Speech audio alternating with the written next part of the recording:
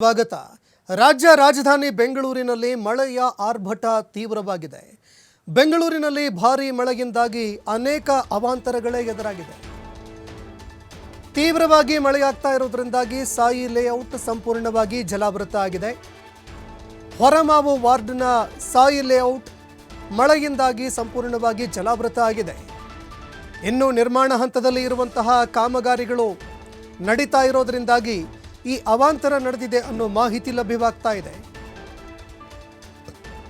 ಇನ್ನು ಬಿಬಿಎಂಪಿ ಹಾಗೂ ಬಿಡಿಎ ವತಿಯಿಂದ ಪ್ರತ್ಯೇಕವಾಗಿ ಕಾಮಗಾರಿ ನಡೀತಾ ಇದೆ. ಕಳೆದ 3 ವರ್ಷಗಳಿಂದ ಕಾಮಗಾರಿ ನಡೀತಾ ಇದೆ. ಆದರೂ ಕೂಡ ಕಾಮಗಾರಿ ಪೂರ್ಣಗೊಂಡಿಲ್ಲ. ಸಾಯಿ ಲೇಔಟ್ನಲ್ಲಿ ಚರಂಡಿ ವ್ಯವಸ್ಥೆ ಸಂಪೂರ್ಣವಾಗಿ ಅಸ್ತವ್ಯಸ್ತ ಆಗಿದೆ. ದೃಶ್ಯಾವಳಿಯಲ್ಲಿ ನೀವು ನೋಡ್ತಾ ಇದ್ದೀರಿ. ಯಾವುದೇ ಒಂದು ಕಾಮಗಾರಿ ಆಗಬೇಕಾದ್ರೆ ಸರಾಗವಾಗಿ ನೀರು ಹರಿದು ಹೋಗೋದಕ್ಕೆ ಮೊದಲು ವ್ಯವಸ್ಥೆ ಮಾಡಬೇಕು. ಆದರೆ ಅವೈಜ್ಞಾನಿಕವಾಗಿ ಅದೇ ರೀತಿಯಾಗಿ ಸಂಪೂರ್ಣವಾಗಿ ನಿರ್ಲಕ್ಷ್ಯದಿಂದ ಕಾಮಗಾರಿ ಮಾಡಿರೋದ್ರಿಂದಾಗಿ ಸಾಯಿ ಲೇಔಟ್ ಸಂಪೂರ್ಣವಾಗಿ ನೀರಿನಲ್ಲಿ ಮುಳುಗಡೆಯಾಗಿದೆ. ದೃಶ್ಯಾವಳಿಯಲ್ಲಿ ನೋಡ್ತಾ ಇದ್ದೀರಿ. ನೀರು ಹರಿದು ಹೋಗೋದಕ್ಕೆ ಸರಿಯಾಗಿ ವ್ಯವಸ್ಥೆನೇ ಇಲ್ಲ.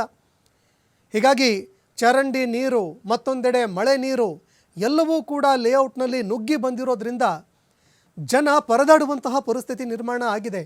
ಮನೆಯಿಂದ ಯಾರೊಬ್ಬರು ಕೂಡ ಹೊರಗಡೆ ಬರಲೇಬಾರದು ಅಂತಹ ಪರಿಸ್ಥಿತಿ ನಿರ್ಮಾಣ ಆಗಿದೆ. ಇದೇನು ಕೆರೆನಾ ಅಥವಾ ಒಂದು ಲೇಔಟಾ ಒಂದೂ ಕೂಡ ಗೊತ್ತಾಗದೇ ಇರುವಂತಹ ಪರಿಸ್ಥಿತಿ ಎದುರಾಗಿದೆ. ಇನ್ನು ಅಲ್ಲಿ ವಾಸ ಮಾಡ್ತಾ ಇರುವಂಥವರು ಪ್ರತಿನಿತ್ಯ ಪರದಾಡುವಂತಹ ಪರಿಸ್ಥಿತಿ